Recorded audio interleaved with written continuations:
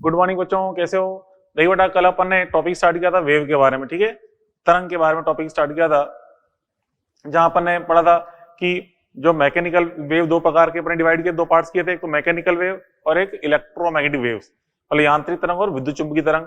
आपसे कहा था यहाँ अपन केवल क्या पढ़ेंगे, विद्युत चुंबकीय तरंग को तो यहाँ पढ़ते नहीं, अपन केवल पढ़ेंगे यांत्रिक तरंग के बारे में, ठीक है, मींस मैकेनिकल वेव, ठीक है। तो ये अपन देखने जा रहे हैं बच्चों यहाँ पे यांत्रिक तरंग, मैकेनिकल वेव। देखिए स्टार्ट करते हैं अपन मैकेनिकल वेव।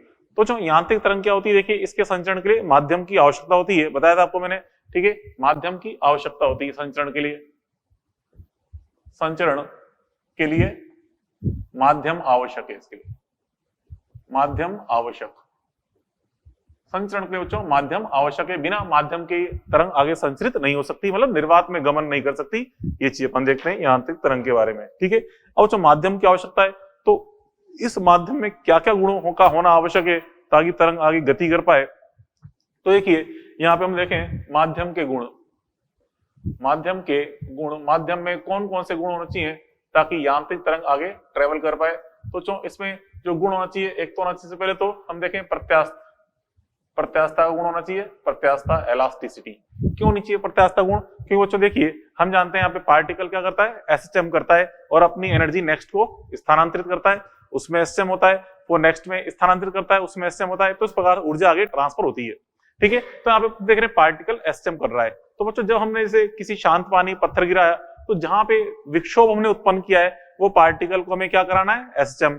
तो पार्टिकल से मान लो पार्टिकल ये पार्टिकल है, ये बच्चों इसको अपने विक्षोभ दिया तो पार्टिकल पर नीचे जाएगा, ठीक है, फिर वापस ऊपर आएगा। तो वापस ऊपर क्यों आएगा? क्योंकि उसमें कौन सी प्रॉपर्टी विद्यमान होनी चाहिए बच्चों, जड़ प्रत्यास्थता। क्योंकि इलास्टिसिटी, प्रत्यास्थता किसे कहते हैं, किसी माध्यम का वह गुण जो अपनी स्थिति परिवर्तन या अवस्था परिवर्तन या आकृति परिवर्तन का विरोध करता है, उसे हम क्या बोलते हैं, इलास्टिसिटी बोलते हैं, ठीक है। तो इस गुण के कारण ही कण वापस ऊपर आएगा। तो कौन सा गुण होना चाहिए इसमें, प्रत्यास्थता, ठीक है। तो ये गुण होना चाहिए, प्रत्यास्थता गुण होना चाहिए, इलास्टिसिटी गुण होना चाहिए, प्रत्यास्थता, ठीक है। उसके बाद फिर सेकंड गुण जो इसमें होना चाहिए वो होना चाहिए जड़त्व। माध्यम में जड़त्व का गुण भी होना चाहिए। क्यों होना चाहिए जड़त्व गुण? देखिए यहाँ पे आपको बताया मैंने, हमने पार्टिकल को विक्षोभित किया, नीचे गया पार्टिकल, अब ये पार्टिकल वापस ऊपर आ रहा है, क्यों आ रहा है, प्रत्यास्थता के कारण। अब जब ऊपर आ रहा है माध्यावस्था की ओर, तो माध्यावस्था पे रुकना नहीं चाहिए, माध्यावस्था को पार कर जाना चाहिए। क्योंकि हम जानते हैं जब माध्य से मीन तक हमने किसी को विक्षेपित किया है, तो वापस से मीन से माध्य की ओर लौट रहा है, इसकी स्पीड बढ़ती जाएगी, माध्यावस्था पे स्पीड क्या होगी, मैक्सिमम। तो अचानक से रुकना नहीं चाहिए, जड़त्व गुण के कारण ये आराम से क्रॉस कर जाना चाहिए और ऊपर वाली चरम अवस्था तक जाना चाहिए, ठीक है। तो क्या होता है कि माध्यावस्था पे आते समय अचानक ना रुके, ना रुके, ये गुण हमें चाहिए माध्यम में। मतलब कौन सा गुण होना चाहिए इसके अंदर, प्रत्यास्थता का गुण के साथ साथ इसमें जड़त्व का गुण भी होना चाहिए, ताकि कण माध्यावस्था पे ना रुके, उसे पार कर जाए, ठीक है। और तीसरा गुण बच्चों, मेन गुण तो दोनों ऐसे, तीसरा गुण हम ये भी कह सकते हैं कि न्यूनतम घर्षण, न्यूनतम घर्षण वाला गुण भी हो तो भी अच्छी बात है। मेन ये दो गुण तो होने चाहिए। न्यूनतम घर्षण कैसे बच्चों, न्यूनतम घर्षण का क्या मतलब है, देखिए कण अपनी जगह एसएम करता है, अपनी ऊर्जा नेक्स्ट को हैंडओवर करता है।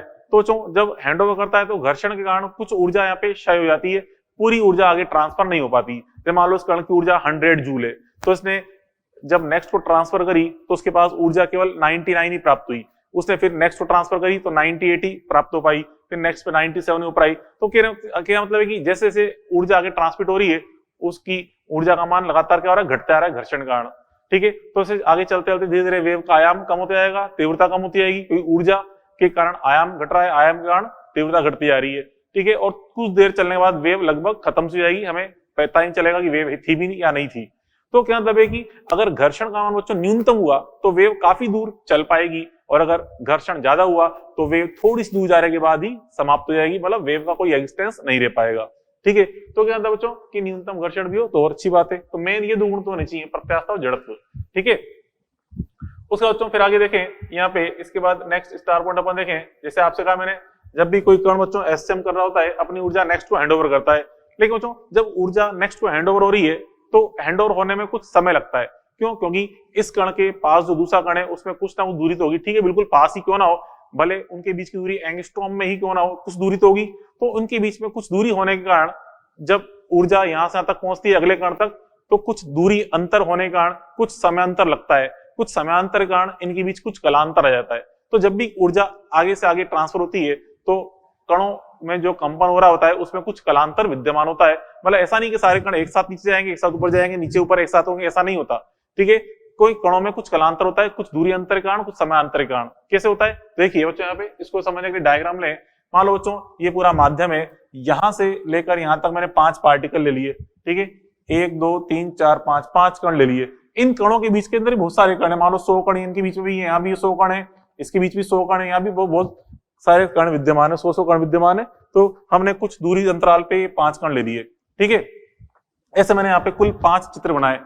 ठीक है, 5 चित्र बनाए और इन 5 चित्रों को मैंने समान समय में डिवाइड कर दिया। जैसे मान लो ये वाला चित्र t बराबर 0 पर है, ये चित्र लिया मैंने t बराबर कैपिटल T पर, मतलब एक आवर्तकाल के समय कैपिटल T पर। तो बच्चों इस बाकी समय को हमने बराबर बराबर भाग बांट दिया, तो t/4 पे आ जाएगा, t/2 पे आ जाएगा, 3t/4 पे ये और t बराबर t पर ये। अब देखिए क्या कहना चाहता हूँ समझो। तो बच्चों ये फर्स्ट पार्टिकल है, हमने यहाँ पे विक्षोभ उत्पन्न किया, ये पार्टिकल यहाँ से नीचे गया। ठीक है, मतलब कंपन कर रहा तो नीचे जाएगा।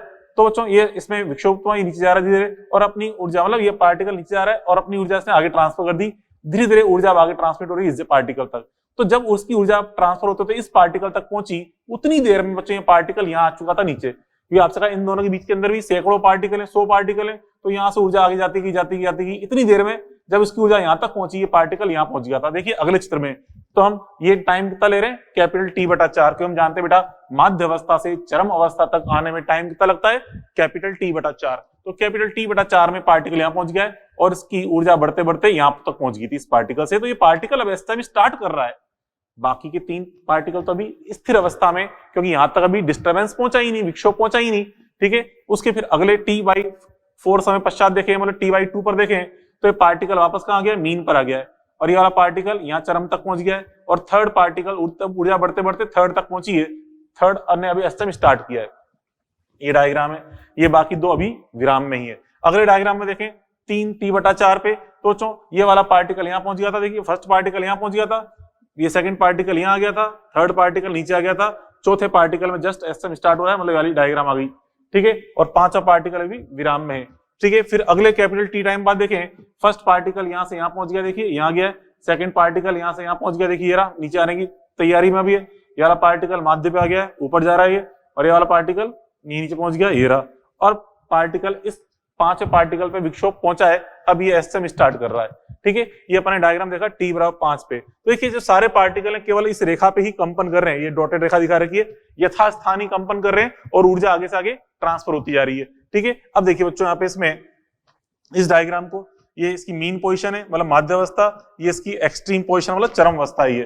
ठीक है, ये मीन मतलब माध्य अवस्था, और ये चरम अवस्था, ये माध्य और चरम अवस्था की बात कर रहे हैं। ये माध्य अवस्था और ये चरम अवस्था, माध्य अवस्था ये और ये चरम अवस्था है। ठीक है, अब यहाँ पे देखिए इसमें यहाँ पे सारे कण यथास्थान कंपन कर रहे हैं। अब गौर से देखिए यहाँ पे जो फर्स्ट पार्टिकल है ये वापस देखिए, ये फर्स्ट पार्टिकल इस स्थिति में था, इस स्थिति में आ गया है, तो पार्टिकल ने अपना एक चक्र पूरा कर लिया है, तो उस टाइम को हम क्या बोलते हैं, कैपिटल T टाइम। तो कैपिटल T टाइम में पार्टिकल ने अपना एक चक्र पूरा कर लिया है। ठीक है, इतनी देर में देखिए इसका विक्षोभ पहुंचते पहुंचते इस पार्टिकल पे आ गया है, आगे नहीं आ गया। तो अब देखिए गौर से, ये पार्टिकल और ये पार्टिकल एक साथ नीचे जाएंगे, एक साथ ऊपर आएंगे, एक साथ नीचे जाएंगे, एक साथ ऊपर आएंगे, तो दोनों पार्टिकल समान कला में कंपन कर रहे हैं। क्यों? क्योंकि इनके बीच में कलांतर कितना है, एक चक्र का, क्योंकि इस पार्टिकल ने अपना एक चक्र पूरा कर लिया है और अब ये पार्टिकल एस्टम स्टार्ट कर रहा है। तो दोनों में जब भी ठीक एक चक्र का या ठीक 2 चक्र का या ठीक 3 चक्र का कलांतर होता है तो उसमें क्या बोलते हैं, समान कला बोलते हैं, कि कण समान कला में कंपन कर रहे होंगे। ठीक है, और चलो देखिए बाकी सारे कण यहाँ पे कंपन कर रहे हैं। आपसे अभी क्या कहा था मैंने, इनके बीच के अंदर भी सैकड़ों कण विद्यमान है। तो अब यहाँ पे कण यथास्थान कंपन कर रहे हैं, अचानक से मैं इनका फोटोग्राफ लूं, तो फोटोग्राफ लेने पे क्या होगा, जो कण जहां है वहां दिखेगा फोटोग्राफ में। देखिए यहाँ तो बाकी की जो कण है, बाकी कण यहाँ पे कहाँ विद्यमान है, देखिए इनका हम फोटोग्राफ ले रहे हैं, तो बाकी कण यहाँ पर इस तरह से बाकी कण बच्चों यहाँ पे इस तरह से विद्यमान है। यहाँ पे सारे कण ऊर्ध्वाधर रेखा पर ही कंपन कर रहे हैं और सारे कणों का मैंने फोटो खींचा तो ये कण यहाँ पे हमें दिखाई दे। तो गौर से देखिए इन सभी कणों का फोटोग्राफ एक तरंग के रूप में दिखाई दे रहा है हमें, इस आकृति के रूप में। इसी आकृति को हम क्या बोलते हैं, तरंग। देखिए एक तरंग का रूप आ चुका है और इस तरंग की लंबाई को हम क्या बोलते हैं, तरंग दैर्ध्य। Means length of a wave is called wavelength. ठीक है, ये तरंग की लंबाई को हम तरंग दैर्ध्य कहते हैं। तो दूरी क्या है बच्चों, लैम्डा के बराबर। यहां से लेकर यहां तक की दूरी एक लैम्डा के बराबर है, जो कि किसको बता रही है, तरंग दैर्ध्य को। ठीक है, और यहां से लेकर यहां तक पहुंचने का टाइम कितना है, टाइम टेकन टी है, मतलब कैपिटल टी आवर्तकाल के बराबर। मतलब ऊर्जा यहां से लेकर यहां तक पहुंचने में, मतलब तरंग को यहां से लेकर यहां तक जाने में, मतलब विक्षोभ को यहां से लेकर यहां तक आने में कितना समय लगा, कैपिटल टी। ठीक है, विक्षोभ गमन को ही हम क्या बोलते हैं, तरंग बोलते हैं, कैपिटल टी। और कलांतर कितना है, फेज डिफरेंस 2 पाई, यहां से यहां तक का फेज डिफरेंस 2 पाई है। ठीक है, अर्थात इसे हम क्या बोलेंगे, समान कला। ठीक है, तो याला जो कण है, ये कण और ये कण दोनों बच्चों समान कला में कंपन कर रहे हैं, समान कला में कंपन, समान कला में कंपन हो रहे हैं कणों के, दोनों कण समान कला में कंपन कर रहे हैं, ये चीज अपन ने देख ली। ठीक है, अब यहाँ पे गौर से देखिए बच्चों, इसमें क्या कहना चाहता हूं मैं, यहाँ पे क्या बोला आपसे मैंने, ऐसा क्यों हो रहा है यहाँ पे देखिए, क्योंकि आगे से आगे कण, मतलब यहाँ पे हमने कहा कि जो कण कंपन कर रहे हैं, ठीक है, क्योंकि एक स्थान से हम देखें बच्चों एसएचएम में तो बच्चों यहाँ पे इसमें कण से कण ऊर्जा ट्रांसफर होने में कुछ समय लगता है। मतलब देखिए बच्चों यहाँ पे क्या यहाँ कण से दूसरे कण तक, ठीक है, कण से दूसरे कण तक ऊर्जा स्थानांतरण में कुछ समय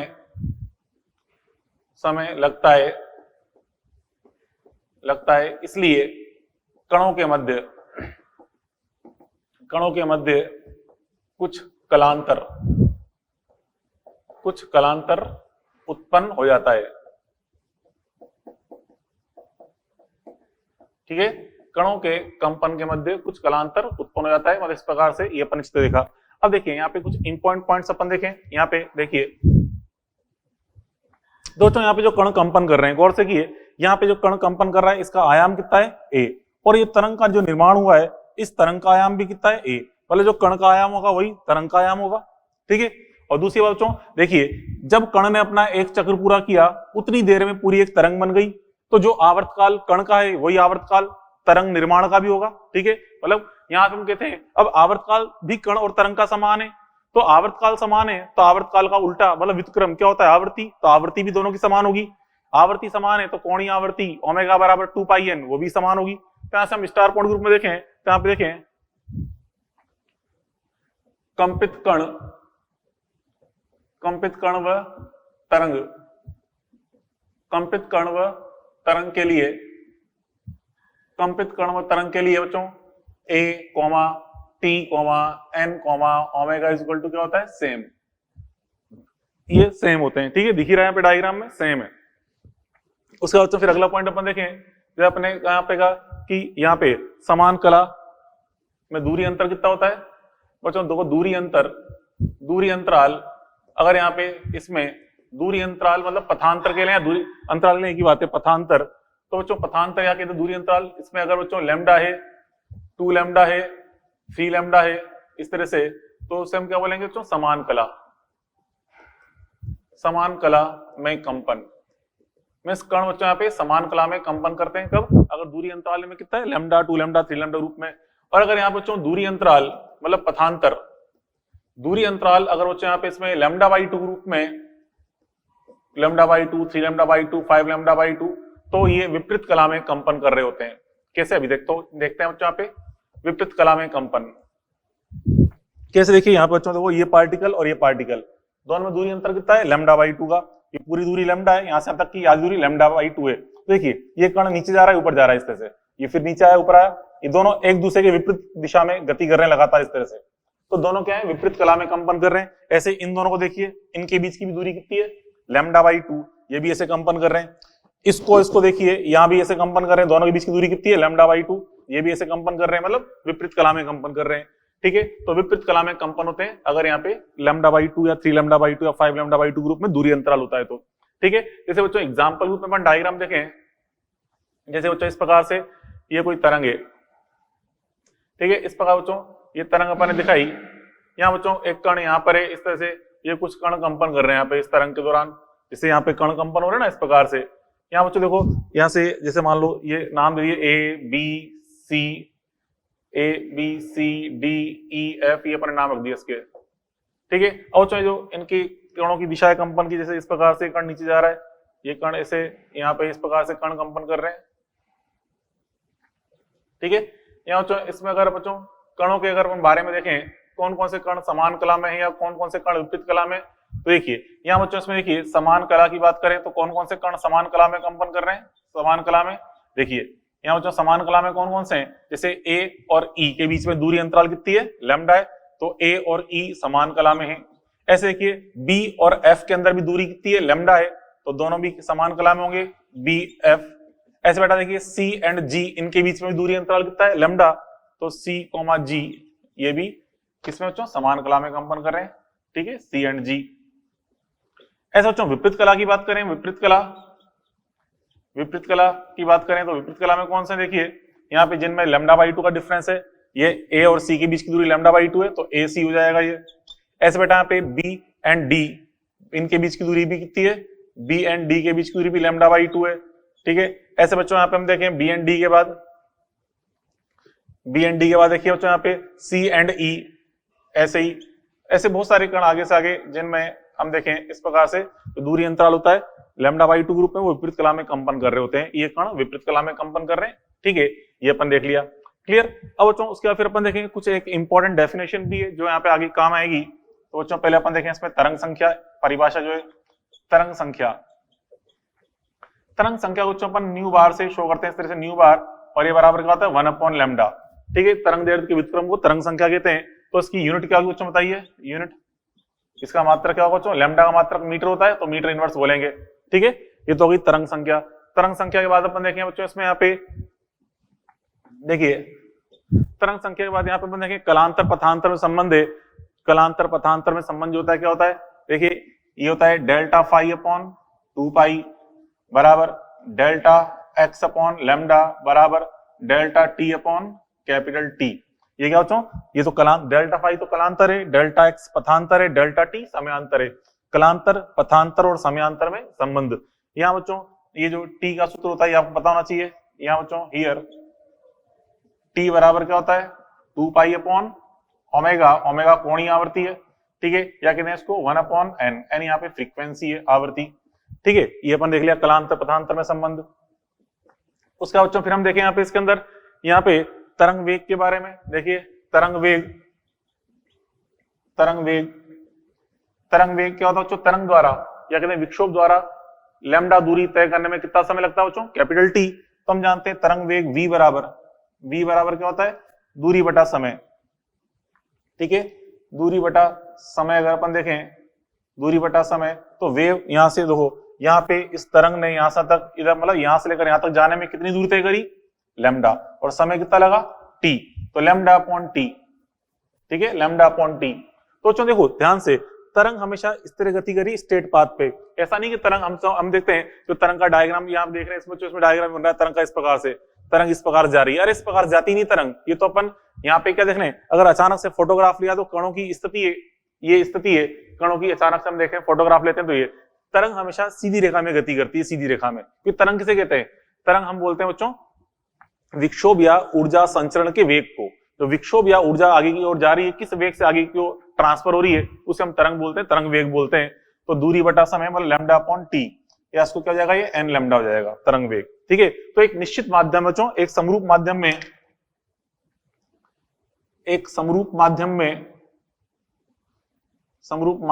मतलब एक समान माध्यम में, ठीक है, v इक्वल टू क्या होता है, नियत होता है, v इक्वल टू नियत, मतलब तरंग का वेग क्या होता है, नियत होता है, ये ध्यान रखें। मतलब पूरा माध्यम अगर एक समान है तो उस माध्यम में तरंग एक नियत वेग से ही आगे जाएगी, ठीक है। अब बच्चों उसके बाद देखिए फिर आगे अगला पॉइंट अपन देखें यहाँ पे संचरण नियतांक k के बारे में। संचरण नियतांक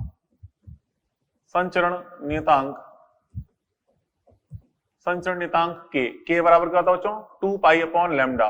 इस अनुपात को हम बोलते हैं संचरण नियतांक 2 पाई अपॉन लैम्डा को, ठीक है, 2 पाई अपॉन लैम्डा को हम क्या बोलते हैं, संचरण नियतांक। और यहाँ पे अगर मैं ऊपर नीचे मल्टीप्लाई कर दूं n से, आवर्ती से ऊपर नीचे मल्टीप्लाई कर दें तो 2 पाई n तो क्या बन जाएगा, ओमेगा, ठीक है, ये हो जाएगा ओमेगा, और नीचे n लैम्डा क्या बन जाएगा, वेलोसिटी ऑफ वेव, ठीक है। तो ओमेगा बटा v, इससे भी अपन संचरण नियतांक ज्ञात कर सकते हैं ओमेगा बटा v से, ठीक है। तो 2 पाई बटा लैम्डा भी करेक्ट है, ओमेगा बटा वी भी करेक्ट है, इससे भी अपन निकाल सकते हैं। ठीक है, उसका बच्चों देखें संचरण नियतांक के बाद अपन देखें यहाँ पे इसके अंदर, यहाँ पे ये तो संचरण नियतांक अपन देख लिया। ठीक है, संचरण नियतांक के बाद फिर अपन यहाँ पे समझे इसके अंदर नेक्स्ट पॉइंट अपन देखें इसके अंदर, यहाँ पे देखिए विस्थापन समीकरण की बात करें, विस्थापन समीकरण कण की। ठीक है, कण के कंपन, कण के कंपन या तरंग, कण के कंपन या तरंग की विस्थापन समीकरण, विस्थापन समीकरण। ठीक है, या इसको यूं लिखते हैं बच्चों को इस तरह से,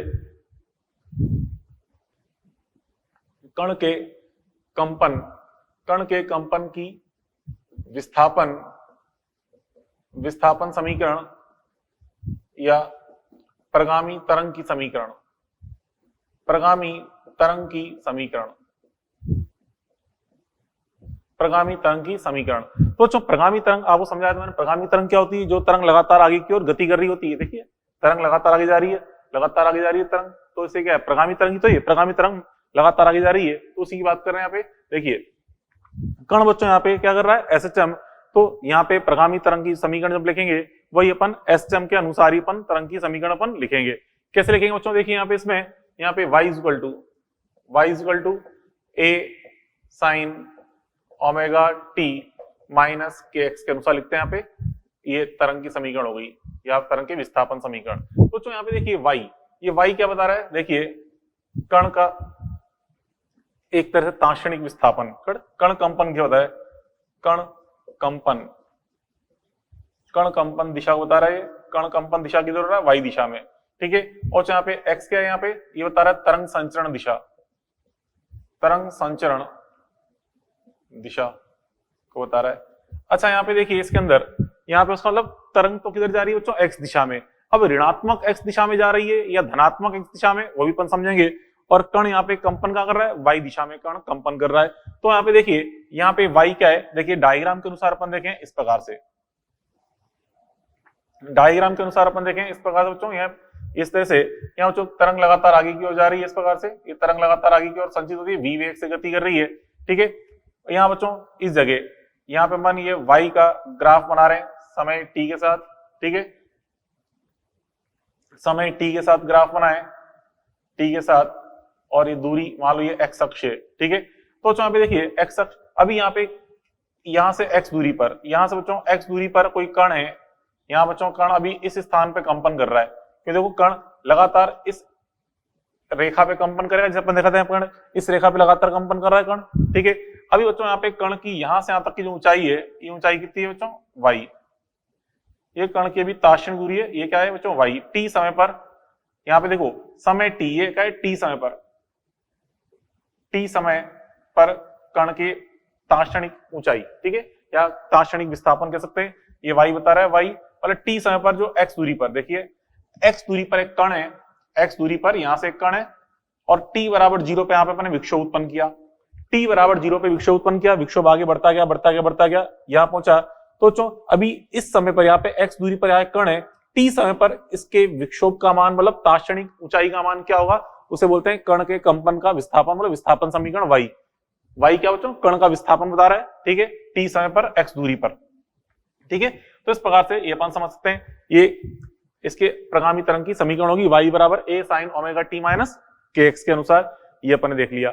अब यहाँ पे इसके अंदर देखिए, जैसे आपसे कहा मैंने कि इसमें अब कैसे पता चले कि तरंग किधर जा रही है? धनात्मक x दिशा में जा रही है या ऋणात्मक x दिशा में? तो यहाँ पे देखें इसमें एक नोट के रूप में, यहाँ पे एक नोट के रूप में देखें बच्चों, यहाँ पे देखिए गौर से, यहाँ पे t का चिन्ह कैसा बच्चों? धनात्मक, क्योंकि t के आगे प्लस ओमेगा टी लिखा है, x के आगे क्या लिखा है? माइनस के। तो x का आगे चिन्ह तो नेगेटिव है, t का चिन्ह क्या है बच्चों? पॉजिटिव। अगर यहाँ पे x और t का चिन्ह हमें दिख रहा है अपोजिट है, जब दोनों के चिन्ह अपोजिट होते हैं तो इस समय तरंग कहां जारी होती है? धनात्मक x दिशा में। धनात्मक x दिशा में तरंग जारी होती है तो हम कह सकते हैं यदि बच्चों t व x का चिन्ह, t व x का चिन्ह विपरीत है, विपरीत, तो तरंग कहां जा रही है? तरंग संचरण। तरंग संचरण का होता है पॉजिटिव x दिशा में, तरंग कहां जा रही है, पॉजिटिव एक्स दिशा में जा रही है। और यदि यहाँ पे यदि टी व एक्स का चिन्ह, यदि बच्चों टी व एक्स का चिन्ह, टी व एक्स का चिन्ह अगर समान है, मतलब दोनों प्लस प्लस है या दोनों माइनस माइनस, तो तरंग कहां जा रही होती है, ऋणात्मक एक्स दिशा में। तरंग संचरण कहां होता है, नेगेटिव एक्स दिशा में, नेगेटिव एक्स दिशा में।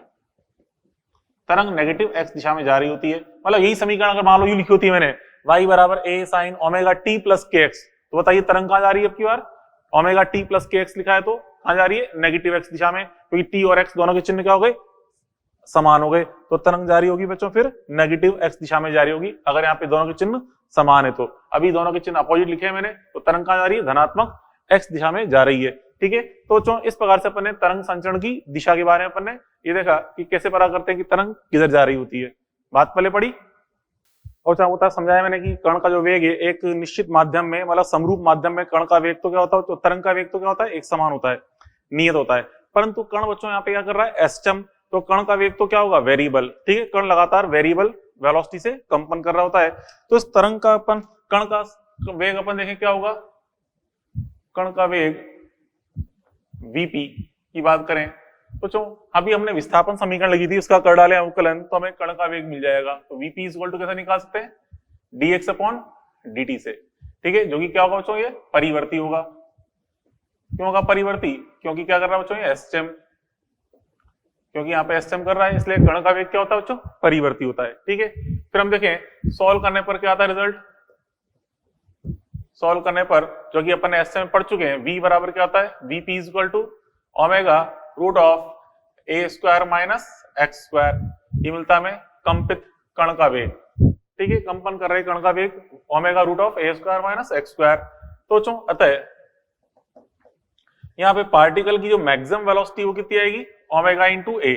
ठीक है, ओमेगा इंटू ए कहाँ आएगी, एट एक्स इक्वल टू 0, मतलब माध्य अवस्था पे, अर्थात कहां पे, माध्य अवस्था पर। माध्य अवस्था पर में कण जब अपनी माध्य अवस्था से गुजर रहा हो उस समय इसका वेग क्या होता है, अधिकतम, और कितना होता है बच्चों, ओमेगा ए के बराबर होता है। ठीक है, चलो अब इस पे एक दो तीन क्वेश्चन अपन सॉल्व करते हैं, जितना अपन ने पढ़ लिया इस पे। देखिए फर्स्ट क्वेश्चन नंबर 1 आपसे कह रहा है कि एक प्रगामी तरंग का आयाम ए है। ओके, इसमें कंपित कण का अधिकतम वेग तरंग वेग का 4 गुना हो तो लैम्डा हमें ज्ञात करना है। मतलब क्या कह रहा है बच्चों कि वी मैक्स का मान क्या है, 4 टाइम्स ऑफ वी है। ठीक है, तरंग वेग का 4 गुना है, तो वी मैक्स तो हम जानते हैं कितना होता है, ओमेगा ए। ठीक है, और तरंग का वेग हम जानते हैं क्या होता है बेटा, n lambda, velocity of wave n lambda. ठीक है, इस ओमेगा रख दें 2 पाई एन, जिससे क्या होगा, एन से एन कट जाएगा दोनों तरफ, तो एन से एन कट जाएगा, तो यहां से 4 का भाग लगा देंगे तो लैम्डा इज इक्वल टू क्या जाएगा, पाई ए बाई 2, ये आ जाएगा इसका आंसर। ठीक है, फर्स्ट का क्वेश्चन हो गया क्लियर। अब देखें क्वेश्चन नंबर सेकंड।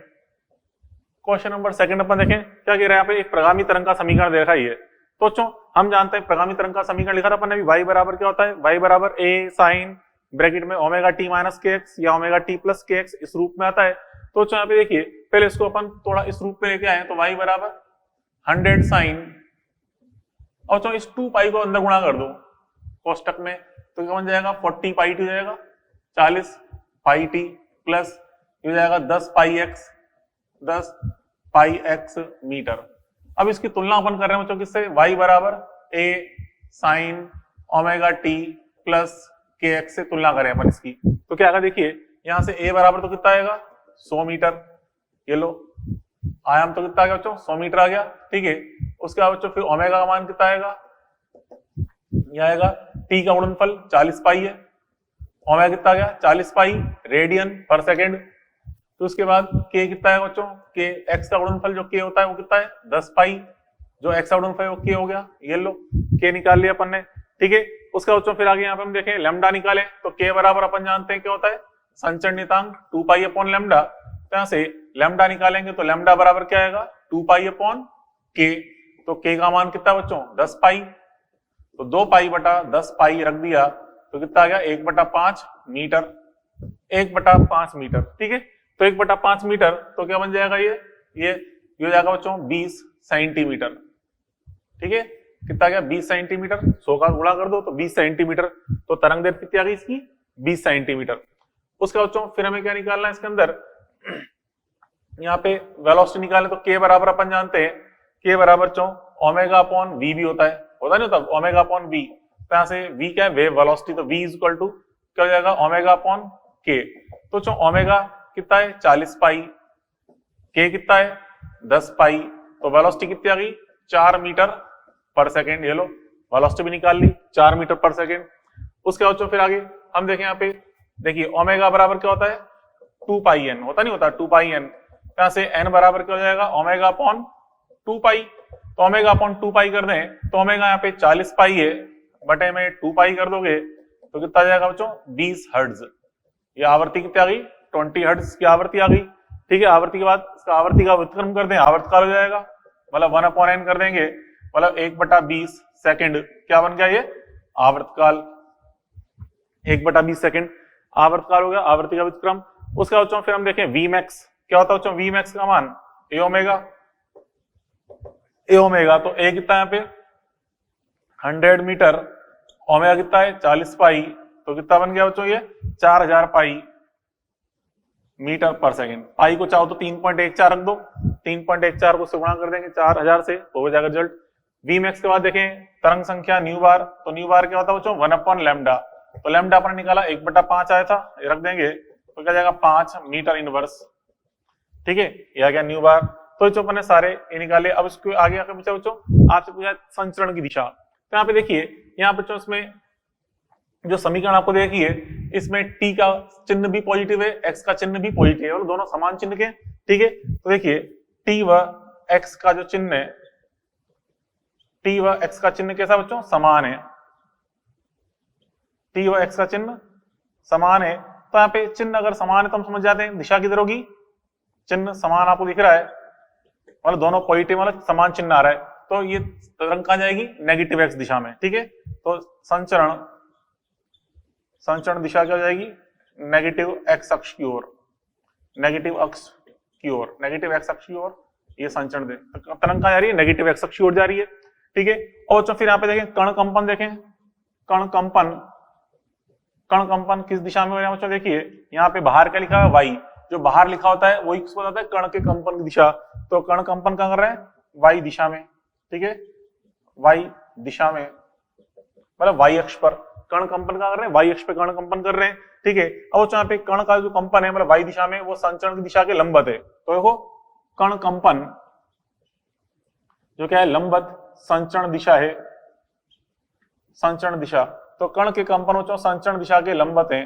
तो आप बताएं अपन जो जानते हैं, तो तरंग कौन सी होगी है अनुप्रस्थ तरंग, अनुप्रस्थ तरंग, क्योंकि कणों के कंपन की दिशा संचरण दिशा के लंबवत है, इसे तरंग कैसी है अनुप्रस्थ तरंग है। हाँ, अगर बच्चों यहाँ पे एक्स लिखा होता, अंदर भी एक्स यहाँ भी एक्स, तो कण भी एक्स अक्ष पर ही कंपन कर रहे होते, तो फिर अभी तरंग कौन सी बन जाती अनुदैर्ध्य, कि समझाया था आपको मैंने कल आखिरी में देखा अनुदैर्ध्य तरंग में क्या होता है कण के कंपन की दिशा संचरण दिशा के समांतर होती है, तो बच्चों फिर वो बन जाती अनुदैर्ध्य तरंग। अभी तो कौन सी अनुप्रस्थ तरंग है। ठीक है, ये अपन देख लिया। चलो अब देखें एग्जाम्पल नंबर 3। एग्जाम्पल नंबर 3 में कह रहा है कि समुद्र किनारे खड़ा व्यक्ति 0.5 मीटर पर सेकंड वेग से 120 जल तरंगे अपनी ओर आती हुई प्रतीत करता है, तरंग की आवृत्ति और लैम्डा बताना है। तो जो आवृत्ति, पहली बात तो आवृत्ति किसे कहते हैं, आवृत्ति बोलते हैं प्रति सेकंड तरंगों की संख्या। ठीक है, एन इज इक्वल टू क्या होता है प्रति सेकंड तरंगे, तरंगों की संख्या, प्रति सेकंड तरंगों की संख्या को हम क्या बोलते हैं आवृत्ति बोलते हैं। तो प्रति सेकंड तरंगों की संख्या कितनी आएगी, देखिए 120 तरंगे आ रही हैं प्रति मिनट आ रही हैं। ठीक है, तरंगे प्रति मिनट, यहाँ प्रति मिनट लिखना, 100 जल तरंगे यहाँ लिख लेना प्रति मिनट, पूरा नहीं है क्वेश्चन, सही कर लो प्रति मिनट। ठीक है, प्रति मिनट अपनी ओर आती प्रेक्षित करता है। तो जो प्रति मिनट कितनी आ रही तरंगे 120 तरंगे आ रही है, तो प्रति सेकंड कितनी आएंगी 120 में किसका भाग लगा दें 60 का, तो आवृत्ति कितनी हो गई 2 हर्ट्ज। तो तरंगों की आवृत्ति क्या हो जाएगी बच्चों 2 हर्ट्ज, तो तरंगों की आवृत्ति हो गई। अब आवृत्ति के बाद हमें क्या निकालना है पे लैम्डा, हम जानते हो सूत्र होता है v बराबर n लैम्डा। ठीक है, तो लैम्डा बराबर क्या जाएगा v अपॉन n। तो वेलोसिटी हमें दे रखी है, कितनी रखी है वेलोसिटी 0.5 और n कितना है 2 हर्ट्ज निकाल लिया अपन ने 2, तो कितना हो गया ये 0.25 मीटर। ठीक है, या कहते हैं 25 सेंटीमीटर, 25 सेंटीमीटर ये रिजल्ट आ गया। ठीक है, तो अपन ने 3 क्वेश्चन इस पे सोल्व कर लिए, जो बेसिक चीज अपन ने पढ़ी, यहाँ तक ये वेव के बारे में कुछ बेसिक चीजें अपन ने देखी। बात पहले पढ़ी बच्चों आपको? तो बच्चों ये तो अपन ने बेसिक कंप्लीट कर लिया यहाँ तक, ठीक है। जो यांत्रिक तरंगें होती हैं उनका बेसिक चीज आपको समझा दी, उसको कुछ क्वेश्चन अपन ने सोल्व कर लिए। तो बच्चों आपको बताया था कि यांत्रिक तरंगें 2 प्रकार की होती हैं, एक तो अनुप्रस्थ तरंगें और अनुदैर्ध्य तरंगें, ठीक है। थोड़ा इनके बारे में समझें। तो देखिए यहाँ बच्चों अनुप्रस्थ तरंग और अनुदैर्ध्य तरंग। अनुप्रस्थ तरंग क्या होती है बच्चों? अगर तरंग जा रही है इस दिशा में, कण इसके लंबवत कंपन कर रहे हैं, ठीक है, मतलब कणों के कंपन की दिशा अगर संचरण दिशा के लंबवत है, इसे क्या बोलते हैं? अनुप्रस्थ तरंगें। और अगर कणों के कंपन उसके वेग के समांतर दिशा में कंपन हो रहे हैं, ठीक है, मींस तरंग वेग के समांतर दिशा में कंपन है, उसे क्या बोलते हैं? अनुदैर्ध्य तरंगें बोलते हैं, ठीक है। Transverse wave and longitudinal wave. अब बच्चों देखो यहाँ पे इसमें जो कणों के कंपन है, मतलब कणों का विस्थापन और समय के मध्य ग्राफ बना जाए तो इस प्रकार से कणों के कंपन हो रहे होते हैं, ठीक है। तो यहाँ पे इसमें ये ग्राफ जो बन रहा है इस प्रकार बनता है, ये विस्थापन का समय के साथ ग्राफ है, और जो अधिकतम आयाम है इसे क्या बोलते हैं? विस्थापन आयाम, मतलब अधिकतम दूरी, मतलब माध्य अवस्था से अधिकतम दूरी क्या कहलाएगी? विस्थापन आयाम। तो इस तरह से ग्राफ बनेगा, विस्थापन आयाम बता रहा है। और तो यहाँ पे जो अधिकतम मान है इसे हम क्या बोलते हैं? श्रृंग। क्या कहलाता है? ये श्रृंग कहलाता है, ठीक है। आयाम का मान जहाँ पे उच्चतम आ रहा है, मतलब विस्थापन अधिकतम है, आयाम, और यहाँ पे विस्थापन विपरीत दिशा में अधिकतम है, इसे बोलते हैं गर्त, ठीक है। तो जब इस प्रकार बच्चों तरंगें गति कर रही होती है, इसमें क्या बनते हैं? श्रृंग और गर्त बन रहे होते हैं, ठीक है। जबकि बच्चों यहाँ पे क्या बनते हैं? संपीड़न और विरलन। जब तरंग कण पास पास आ रहे होते हैं तो संपीड़न, जब दूर दूर जाएंगे तो विरलन। तो बच्चों हम यहाँ पे जनरली दाबांतर का समय के साथ ग्राफ बनाते हैं, क्योंकि माध्यम में कण पास पास आ रहे हैं, दूर दूर जा रहे हैं, पास पास आ रहे हैं, दूर दूर जा रहे हैं। यहाँ पे माध्यम का दाब और घनत्व लगातार परिवर्तित होता है। यहाँ तो दाब और घनत्व पे कोई फर्क नहीं पड़ता, लेकिन यहाँ पे माध्यम के दाब और घनत्व में परिवर्तन होता है, ठीक है। तो यहाँ पे दाबांतर का समय के साथ ग्राफ बना है, तो जिस बिंदु पे यहाँ पे जैसे हम देखें दाबांतर क्या है? पॉजिटिव है।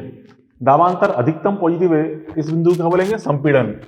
जहां दाबांतर का मान अधिकतम आ रहा है और पॉजिटिव आ रहा है, इसे हम संपीड़न बोलते हैं। और यहाँ बच्चों इस जगह दाबांतर का मान न्यूनतम आ रहा है, ठीक है, दाबांतर नेगेटिव में अधिकतम है, तो इसे बोलेंगे विरलन, ठीक है। विरलन, तो संपीड़न और विरलन इस प्रकार से बन रहे होते हैं, ठीक है। यहाँ पे संपीड़न और विरलन बनते हैं, ठीक है। अब तो अनुप्रस्थ तरंग की बात करें तो देखिए यांत्रिक तरंग अपन जानते हैं अनुप्रस्थ और अनुदैर्ध्य दोनों प्रकार की होती है। और जो विद्युत चुंबकीय तरंगें होती है बच्चों, विद्युत चुंबकीय तरंगें, प्रकाश वेव, रेडियो वेव, ये सभी क्या है? ये सारी की सारी वेव्स ये केवल अनुप्रस्थ प्रकार की होती है, अनुदैर्ध्य प्रकार की होती नहीं है। यांत्रिक तरंग तो दोनों प्रकार की पॉसिबल है, लेकिन जो विद्युत चुंबकीय तरंगें देखी थी अपने स्टार्टिंग में, ईएम वेव्स, ये केवल सारी की सारी किस प्रकार की होती है बच्चों? अनुप्रस्थ तरंगें होती है, ठीक है। तो अगर आपसे कहे कि अनुप्रस्थ तरंग कहाँ कौन कौन से माध्यम में संचित हो सकती है, तो बोलेंगे निर्वात, ठोस, द्रव, गैस, सभी में संचित हो सकती है। जैसे अपन प्रकाश की बात करें, प्रकाश एक अनुप्रस्थ तरंग है, ठोस में भी, मतलब यहाँ पर देखें कांच के अंदर ट्रेवल कर सकती है, ठीक है, वाटर के अंदर ट्रेवल कर सकती है, गैस में ट्रेवल करती है, वैक्यूम में भी ट्रेवल कर सकती है, तो सभी में संचित हो सकती है, ठीक है। जबकि यांत्रिक प्रकार की अनुप्रस्थ तरंग बोला जाए, यांत्रिक प्रकार की, ठीक है, वैसे इस चैप्टर में यांत्रिक प्रकार की बात कर रहे हैं, तो यांत्रिक प्रकार की अनुप्रस्थ तरंग वो केवल कहाँ पे ट्रेवल करती है बच्चों? केवल सॉलिड माध्यम में ही गमन कर सकती है। जैसे कि डोरी के अंदर तरंग है, डोरी हम जानते हैं ठोस माध्यम है, तो ठोस माध्यम में ही गति कर पाएगी, ठीक है। तो डोरी की तरंग अनुप्रस्थ तरंग होती है एक तरह से। तो क्या मतलब है कि अनुप्रस्थ प्रकार की वाली यांत्रिक प्रकार की अनुप्रस्थ तरंग केवल ठोस माध्यम में, ठीक है। और अनुदैर्ध्य तरंग की बात करें तो अनुदैर्ध्य तरंग बच्चों ठोस, द्रव, गैस सभी में संचित हो सकती है। हाँ, निर्वात में संचित नहीं हो सकती। क्यों नहीं हो सकती? क्योंकि केवल यांत्रिक प्रकार में ही हम देख रहे हैं अनुदैर्ध्य तरंगें पाई जाती हैं, ठीक है। विद्युत चुंबकीय तरंगें तो अनुदैर्ध्य होती नहीं है, इसलिए वो निर्वात में तो ट्रेवल कर नहीं सकती। तो ये ठोस, द्रव, गैस तीनों में संचरण पॉसिबल है। जैसे कि साउंड वेव, ध्वनि तरंगें साउंड में ट्रेवल करती हैं, जल के अंदर भी ट्रेवल कर सकती हैं, ठीक है, सॉलिड के अंदर भी ट्रेवल कर सकती हैं, साउंड वेव सब में ही गति कर सकती हैं, ठीक है। और तो फिर नेक्स्ट पॉइंट है बच्चों ध्रुवण। यहाँ पे जो अनुप्रस्थ तरंग है इनका ध्रुवण संभव है, लेकिन अनुदैर्ध्य तरंगों का ध्रुवण असंभव है। अब ध्रुवण क्या चीज है इसकी हम यहाँ बात नहीं करेंगे, इसका पूरा आगे एक अलग ही टॉपिक है, वो अपन आगे पढ़ेंगे इसके अंदर, जो 12th के पोर्शन में आता है बच्चों, ठीक है। ध्रुवण पोलराइजेशन आगे जाएगा। देखिए अब बच्चों देखो हम यहाँ पे हम डिटेल में स्टडी करने जा रहे हैं पहले अनुदैर्ध्य तरंग के बारे में। ये दो प्रकार की तरंग है, हम यहाँ पे किसके बारे में पढ़ेंगे? केवल अनुदैर्ध्य तरंगों के बारे में पढ़ेंगे, ठीक है। अनुदैर्ध्य तरंगे इन्हें हम दाब तरंगे भी कहते हैं, क्योंकि हम देखते हैं यहाँ पे दाब और घनत्व का मान लगातार परिवर्तित होता है, इसलिए इन्हें दाब तरंगे भी कहते हैं, प्रेशर वेव भी बोलते हैं, ठीक है।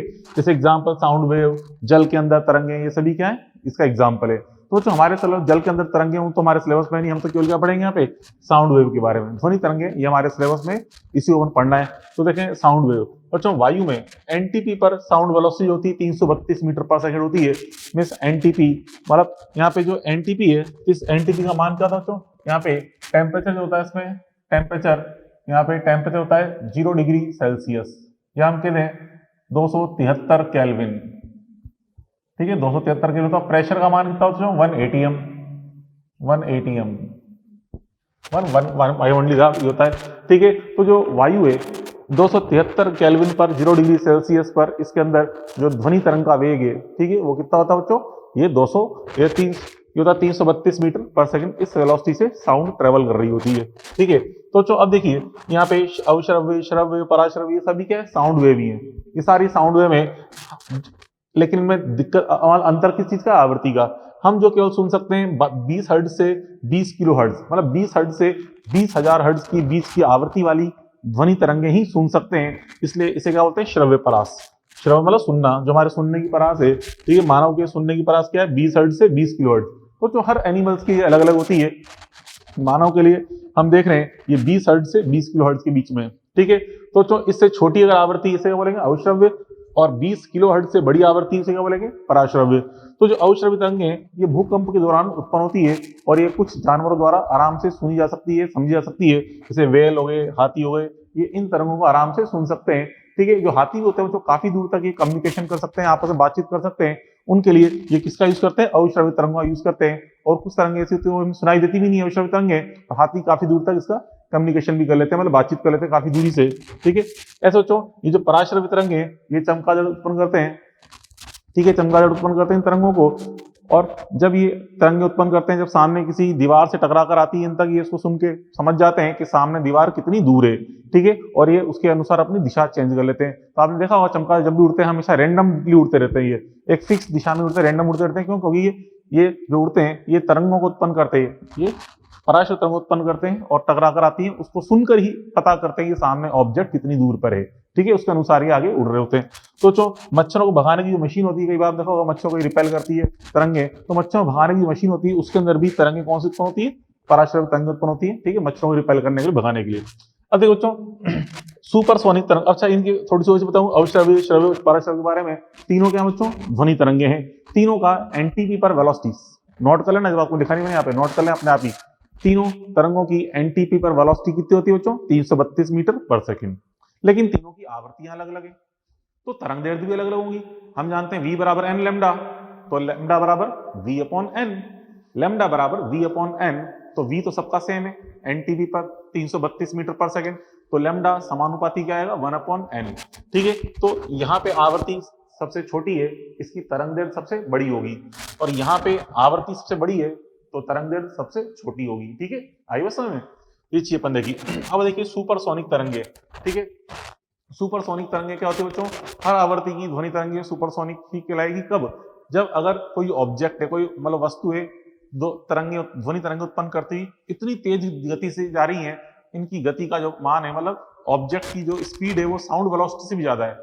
जैसे कि मान लो कोई बार जेट प्लेन गति कर रहे होते हैं, बहुत उच्च वेग से जेट प्लेन गति कर रहे हैं, ध्वनि तरंग से मान लो उसकी वेलोसिटी डबल है या ट्रिपल है, तो उससे गति कर रहे हैं, तो उनसे जो तरंगे उत्पन्न होती है वो प्रघाती तरंगे कहलाती है, या उसको हम सुपरसोनिक तरंगे भी बोलते हैं। ठीक है, तो लिखा ना साउंड से तेज गतिशील पिंडों द्वारा उत्पन्न होती हैं। ठीक है, और बच्चों ये काफी उच्च ऊर्जा युक्त तरंगे होती हैं।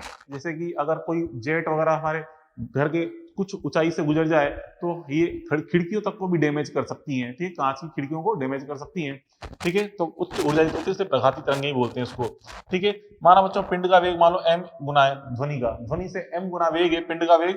ठीक है, तो इस m को क्या बोलते हैं? मैक संख्या बोलते हैं। जैसे कि पिंड का वेग मान लो ध्वनि से 1.5 गुना है, तो 1.5 को क्या बोलेंगे? मैक संख्या, उस पिंड की मैक संख्या बोलेंगे।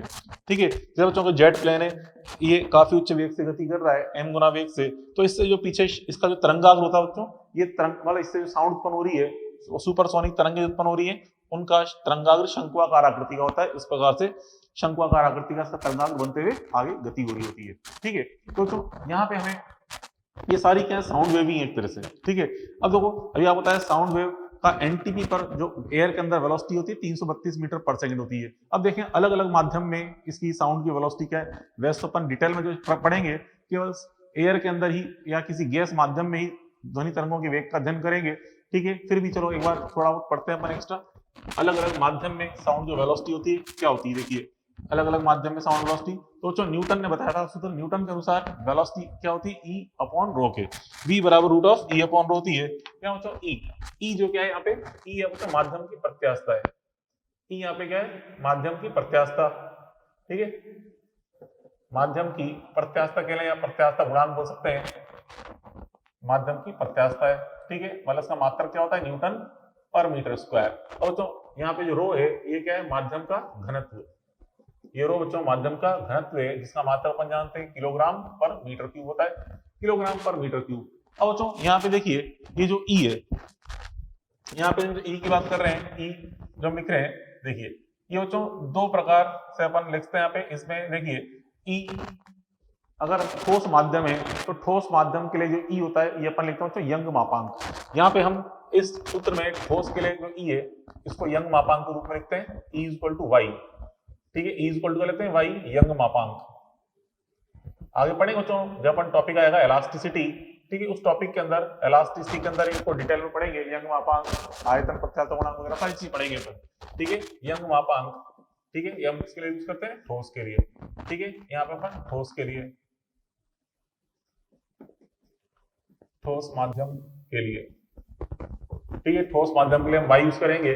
और जो वहां पे अगर द्रव या गैस माध्यम है तो इसके लिए हम ई यूज करते हैं, आयतन प्रत्यास्थता गुणांक, ठीक है, आयतन प्रत्यास्थता गुणांक, आयतन प्रत्यास्थता गुणांक, ठीक है, इसके यूज करते हैं लिक्विड एंड गैस के लिए, लिक्विड एंड गैस के लिए, लिक्विड एंड गैस माध्यम के लिए हम बी का यूज करते हैं। मींस अगर आपसे कहा जैसे कि अपन देखें वेलोसिटी इन लिक्विड, मतलब वेलोसिटी इन सॉलिड क्या जाएगा, वेलोसिटी इन सॉलिड, और ठोस माध्यम में जो वेग होगा क्या जाएगा, कुछ नहीं करना, वी, ई को क्या रख दो वाई, तो वाई अपॉन रो जाएगा, ठीक है। और अगर आपसे कहा जाए वेलोसिटी इन लिक्विड या फिर अब गैस यूज करना है, गैस, वेलोसिटी इन लिक्विड या gas is equal to velocity in liquid और गैस इक्वल टू क्या है बच्चों, root of B upon rho, यहाँ पे बी लिख देंगे, ई को बी लिख देंगे, ठीक है।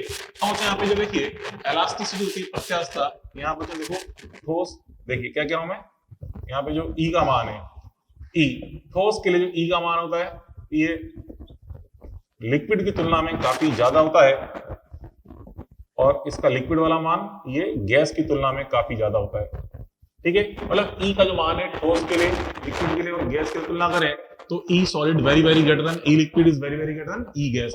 इसलिए बच्चों जो साउंड वेलोसिटी है, ठीक है, velocity in solid is greater than velocity in liquid is greater than velocity in gas। Means जो साउंड की वेलोसिटी होती है सबसे ज्यादा किसमें होती है, ठोस माध्यम में, उससे कम द्रव माध्यम में, और सबसे कम गैस माध्यम में। कैसे बच्चों, जैसे कि यहाँ पे देखें गैस माध्यम वायु की बात करें, वायु में जो साउंड वेलोसिटी होती है बताया आपको मैंने 332 मीटर पर सेकंड होती है, एनटीवी पर 332 मीटर पर सेकंड। ऐसे अगर अपन बात करें बच्चों अगर पानी में, लिक्विड की बात कर रहा हूं, पानी ले रहे हैं, पानी के अंदर उसका वेग होता है लगभग 1500 मीटर पर सेकंड होता है, 1500 मीटर पर सेकंड लगभग, ठीक है। यहाँ पे सब जगह लगभग साइन अपन काम में ले रहे हैं क्योंकि टेम्परेचर अलग अलग होगा, टेम्परेचर चेंज करेंगे बेटा, टेम्परेचर चेंज करने पे वेलोसिटी चेंज होती है, तो इसलिए अपन लगभग चलो बोल रहे लगभग 1500 मीटर पर सेकंड। ऐसे बच्चों अगर अपन कांच की बात करें, कांच में जो पानी का वेग, इसमें तरंग ध्वनि का वेग है साउंड वेलोसिटी, ठीक है, तो पानी के अंदर जो उसका वेग होता है लगभग होता है 5500 मीटर पर सेकंड। अब देखिए अलग अलग माध्यम में यहाँ पे साउंड वेलोसिटी क्या आ रही है बच्चों, अलग अलग, ठीक है। तो इस प्रकार से अपन ये अलग अलग माध्यमों पर ये वेलोसिटी ऑफ साउंड के बारे में अपन समझा, ओके। तो देखो अब अपन ने अभी पढ़ा अपन ने अभी कि अलग अलग माध्यम में जो साउंड की वेलोसिटी होती है, ठीक है, इसमें मेनली जो इंपॉर्टेंट है कौन सा बच्चों, गैस माध्यम में ध्वनि का वेग, वो इंपॉर्टेंट है, ठीक है। फिर भी चलो ठोस और द्रव पे अपन एक एक क्वेश्चन सॉल्व कर लेते हैं, फिर आगे डिटेल में पढ़ेंगे इसी गैस माध्यम में ध्वनि का वेग। तो चलो देखो यहाँ पे एग्जांपल देखें 1, आपसे कह रहा है कि y बराबर 2 गुणा 10 की 11 न्यूटन पर मीटर स्क्वायर वाले ठोस माध्यम में, मतलब ये यंग मापांक दे रखा है ठोस माध्यम का, n बराबर 50 हर्ट्ज वाली ध्वनि तरंग की तरंग दैर्ध्य 10 मीटर है, इस माध्यम की डेंसिटी है बतानी क्या होगी। तो जो देखिए यहाँ पे अपन जानते हैं फॉर्मूला क्या होता है, यहाँ पे लिखा था अपन ने v is equal to root of y upon rho, ये लिखा था अपन ने। और जो v वेलोसिटी जो है, इस वेलोसिटी के बारे में हमें क्या जानकारी दे रखी है, एक तो फ्रीक्वेंसी दे रखी है और एक वेवलेंथ। हम जानते हैं v इज इक्वल टू क्या होता है, n लैम्डा, तो इस v का मान क्या रख दो, n लैम्डा रख दो, ठीक है। v का मान रख देंगे n लैम्डा, ठीक है, फिर आगे बराबर y बटा रो है। अब जो n दे रखा है, लैम्डा दे रखा है, y दे रखा है, रो निकालना है, बस हो गया सॉल्व। तो इसलिए बच्चों यहाँ से रो का मान निकालेंगे तो रो बराबर क्या जाएगा यहाँ पे इसमें वर्क कर दे तो यहाँ पे y बटा n लैम्डा का होल स्क्वायर इससे निकल जाएगा। y हमें दे रखा है 2 गुणा 10 की घात 11, ठीक है, n का मान कितना है 50, लैम्डा का मान कितना है 10 होल स्क्वायर, ठीक है। बस अब यहाँ से इसको कैलकुलेट करके अपन यहाँ ज्ञात कर ही लेंगे, तो जो भी आंसर आ रहा है यहाँ से निकाल लो, ठीक है। चलो आगे देखें बच्चों, मात्रा क्या जाएगा किलोग्राम प्रति मीटर स्क्वायर के रूप में, किलोग्राम पर मीटर क्यूब के रूप में आंसर आएगा, घनत्व किलोग्राम पर मीटर क्यूब। उसका देखिए बच्चों हमसे आगे अगला एग्जाम्पल कह रहा है कि 3000 मीटर गहरे समुद्र में जहाज से ध्वनि तरंग समुद्र तल की ओर संप्रेषित की जाती है, ठीक है, और फिर जो कि तल से परावर्तन के पश्चात 4 सेकंड बाद सुनाई देती है। मतलब बच्चों जहाज से तल तरंग नीचे फेंकी गई, किसमें, समुद्र में, तो नीचे जा रही है, फिर यहाँ से तल से टकराकर वापस ऊपर आएगी, ठीक है। तो जाने में प्लस आने में कुल कितना समय लग रहा है, 4 सेकंड बाद सुनाई देती है। जल का हमें आयतन प्रत्यास्थता गुणांक मतलब बी का मान बताना है क्या होगा। सोचो यहाँ पे देखिए, ये तो ठोस वाला क्वेश्चन होगा, ये द्रव वाला क्वेश्चन देखें, यहाँ पे समझो सॉल्यूशन। तो वेलोसिटी इज इक्वल टू क्या होता है, v बराबर हम जानते हैं root of b upon rho, ठीक है। अब यहाँ पे वेलोसिटी के बारे में हमें कैसे पता चले, यहाँ तो चलो आवर्ती और तरंग दैर्ध्य की थी, उससे निकाल ली वेलोसिटी। यहाँ पे वेलोसिटी कैसे निकाल लेंगे बच्चों, यहाँ पे वेलोसिटी निकालेंगे हम कैसे, v का मान निकालेंगे दूरी बटा समय से। तो देखो जाने में 300 मीटर दूरी, आने में भी 300 मीटर दूरी, क्योंकि गहराई कितनी है 3000 मीटर, जाने में 3000 मीटर, आने में 3000 मीटर, कुल कितनी होगी 6000 मीटर दूरी तय करेगी, ठीक है। कितने समय में, 4 सेकंड में। तो v का मान रख देंगे, v का मान डिस्टेंस अपॉन स्पीड से डिस्टेंस अपॉन टाइम कर देंगे, डिस्टेंस अपॉन टाइम, ठीक है, बराबर root of b upon rho. अब यहाँ से हमें किसका मान निकालना है, b का मान, तो वर्क कर दें तो b बराबर क्या जाएगा बच्चों, b बराबर जाएगा rho into distance upon time का स्क्वायर, ठीक है। अब बच्चों रो b निकालना है, वर्क कर देंगे तो क्या जाएगा बच्चों, b बराबर rho into distance upon time का होल स्क्वायर। अब बच्चों रो पानी की जो डेंसिटी होती है ये हमें पता होनी चाहिए, क्या होता है पानी की डेंसिटी 1000 किलोग्राम प्रति मीटर क्यूब, पानी की डेंसिटी 1000 किलोग्राम प्रति मीटर क्यूब होती है, ठीक है, रख दिया अपन ने। अब यहाँ पे डिस्टेंस हमें कितनी है दे रखी है 6000, तो 3000 प्लस 3000 6000 हो गई। समय कितना लग रहा है 4 सेकंड, बटे में 4 कर देंगे स्क्वायर, ठीक है। तो यहाँ से अपन सॉल्व करके क्या मान निकाल सकते हैं आराम से, बी का मान। तो यहाँ सॉल्व कर लो, जो भी आ रहा है यहाँ से हम ये निकाल लेंगे, बी का मान ज्ञात कर लेंगे, ठीक है।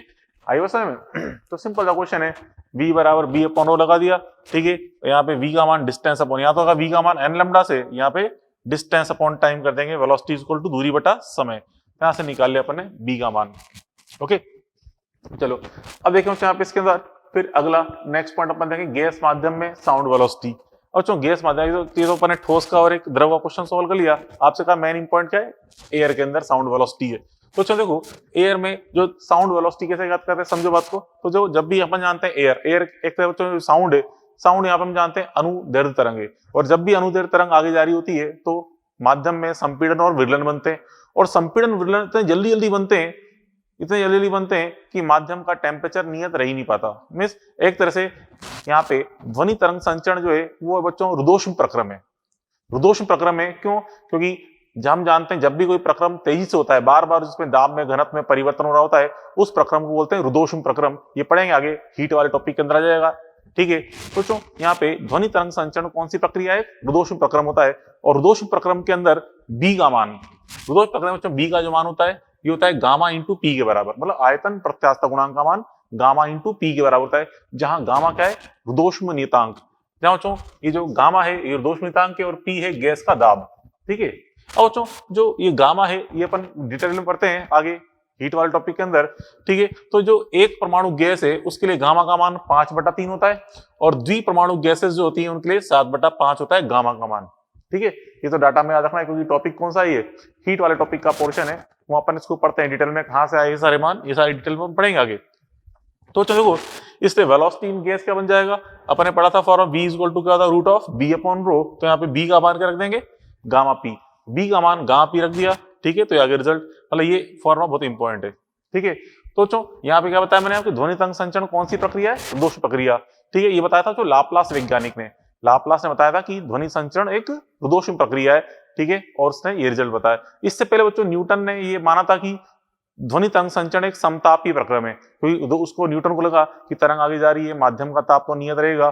ठीक है, इसलिए उसने क्या माना, उसको समतापी प्रक्रम। और समतापी प्रक्रम में बी का मान पी के बराबर होता है, तो बी का मान अगर पी के बराबर रखकर सॉल्व करते हैं तो फिर हमें गलत रिजल्ट्स प्राप्त होते हैं, साउंड की वेलोसिटी के मान सही प्राप्त नहीं हो पा रहे थे। इसलिए बाद में फिर लाप्लास ने इसमें संशोधन किया, उसने बताया कि ये समतापी प्रक्रम ना होके एक रुदोषिम प्रक्रम है। ठीक है, उससे रिजल्ट आए। अब बच्चों की देखिए कि साउंड जो वेलोसिटी होती है, या किसी भी तरंग की वेलोसिटी बात करें, जो तरंग का वेग है, ये बच्चों केवल डिपेंड करता है माध्यम के गुणों पर। ठीक है, ना कि स्रोत के गुणों पर। क्यों? क्योंकि तरंग जो आगे जा रही है वो माध्यम के द्वारा तरंग आगे जारी होती है, तो माध्यम की प्रॉपर्टीज पे डिपेंड करता है, मतलब माध्यम का टेम्परेचर कितना है, डेंसिटी कितनी है, ठीक है, माध्यम में आर्द्रता कितनी है, नमी कितनी है, उन सभी फैक्टर्स पे डिपेंड करता है। ठीक है, स्रोत के गुणों पे डिपेंड नहीं करता कि स्रोत से तरंग निकली, उसका आयाम कितना था, उसकी आवृत्ति कितनी थी, उसकी प्रबलता कितनी थी, उस पर डिपेंड नहीं करता। किस पे डिपेंड करता है? माध्यम के गुणों पे। तो देखो, ध्वनि तरंग तथा प्रत्येक तरंग का वेग जो है माध्यम के गुणों पर डिपेंड करता है, टेम्परेचर पे, डेंसिटी पे, आर्द्रता पर निर्भर करता है, ना कि स्रोत के गुणों पर। ठीक है, माध्यम तरंग के वेग की बात करें। और एक गुण जो तरंग की आवृत्ति, जो तरंग की आवृत्ति होती है वो स्रोत पे डिपेंड करती है, ना कि माध्यम पर। तो देखो समझो बात को, एक तो वेग है, वेग, वेग का मान, तरंग का वेग किस पे डिपेंड करता है? माध्यम पे, ना कि स्रोत पे। जबकि आवृत्ति, आवृत्ति डिपेंड करती है स्रोत पे, ना कि माध्यम पे। तो ये चीज आप ध्यान रखें, आगे भी कई जगह काम में आएगी। ठीक है, चलो अब आगे अपन देखें इसके अंदर एग्जाम्पल, इस पे भी एग्जाम्पल देखते हैं। तो चलो एग्जाम्पल में कह रहा है कि माध्यम में आवृत्ति N1 वाली 150 हर्ट्ज वाली ध्वनि तरंग का वेग 300 मीटर पर सेकंड है। तो उस माध्यम में 300 हर्ट्ज वाली ध्वनि तरंग का वेग कितना, की तरंग दैर्घ्य कितनी होगी ये बतानी है हमें। तो देखिए इसका सॉल्यूशन अपन देखें। सोचो, देखिए दोनों की दोनों जो साउंड वेव है किस माध्यम में? सेम माध्यम में, समान माध्यम में, इसलिए दोनों में वेग क्या कर सकते हैं? बराबर। ठीक है, यहाँ पे V1 बराबर क्या करेंगे? V वेग, V1 बराबर क्या करेंगे? V2 करेंगे। क्यों? क्योंकि समान माध्यम है, सेम मीडियम। ठीक है, मीडियम यहाँ पे सेम है, इसलिए अपन ने यहाँ पे वेलोसिटी को सेम कर दिया। बताया था मैंने, वेग किस पे डिपेंड करता है? माध्यम के गुणों पे। माध्यम समान है तो वेग भी समान होगा। ठीक है, अब बच्चों V को रख दें, V1 का मान तो दे रखा है, कितना V1 का मान? 300 मीटर पर सेकंड। ठीक है, रख दिया। अब V2 को रख दें, N2 लैम्डा 2। वेग बराबर क्या होता है? N लैम्डा, तो उसको N2 लैम्डा 2 रख दिया। अब यहाँ पे 300 बराबर N2 का मान हमें दे रखा है 300 हर्ट्ज, लैम्डा 2 हमें निकालना है, यहाँ से लैम्डा 2 का मान क्या जाएगा? 1 मीटर। ठीक है, इस तरह से। तो जो मेडिकल में कोई क्वेश्चन टिपिकल आते ही नहीं है, सिंपल सिंपल जो क्वेश्चन आते हैं, बस थोड़ा सा बेसिक कॉन्सेप्ट हमें क्लियर होने चाहिए। जैसे बताया कि आपको तरंग का वेग है वो माध्यम पे डिपेंड करेगा, माध्यम सेम है तो वेग भी सेम रहेगा, लेकिन आवृत्ति जो है वो किस पे डिपेंड करती है? स्रोत पे, माध्यम पे डिपेंड नहीं करती आवृत्ति का मान। तो ठीक है, अब यहाँ पे देखिए, उसके बाद देखिए अगला एग्जाम्पल। अगला एग्जाम्पल तो जो इस प्रकार से एक एरोप्लेन है, ठीक है, ये यू वेग से आगे जा रहा है लगातार।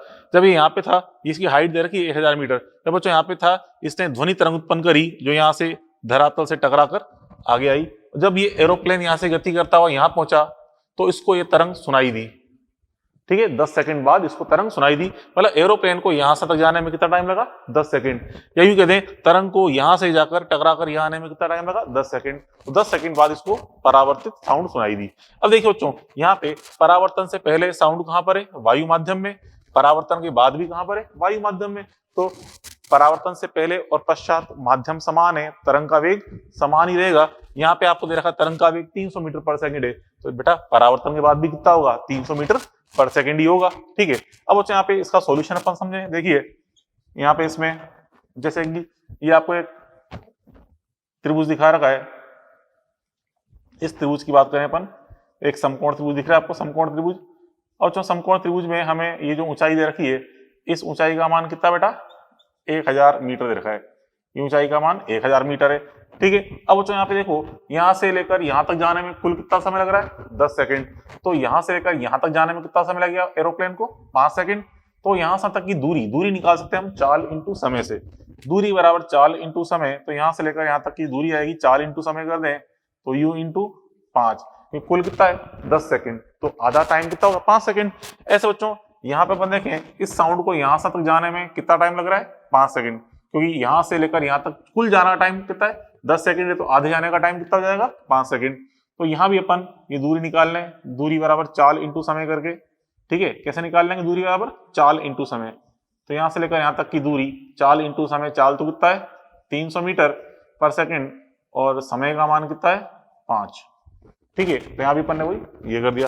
अब देखो बच्चों ये एक समकोण त्रिभुज है, समकोण त्रिभुज अपन जानते हैं कर्ण बराबर क्या होता है, कर्ण बराबर लंब स्क्वायर प्लस आधार स्क्वायर, ठीक है। कर्ण स्क्वायर बराबर लंब स्क्वायर प्लस आधार स्क्वायर। तो यहाँ से अपन देखते हैं इसके अंदर ये u इंटू 5, या अपन ये देखें 300 इंटू 5 का होल स्क्वायर बराबर क्या जाएगा बच्चों, यहाँ पे क्या जाएगा 1000 का होल स्क्वायर प्लस 5u का होल स्क्वायर, ठीक है। 5u का होल स्क्वायर। तो यहाँ से हम देखें 5u का जो होल स्क्वायर है ये कितना बनेगा, यहाँ से इस 1500 के होल स्क्वायर में से 1000 का होल स्क्वायर माइनस करेंगे, ठीक है।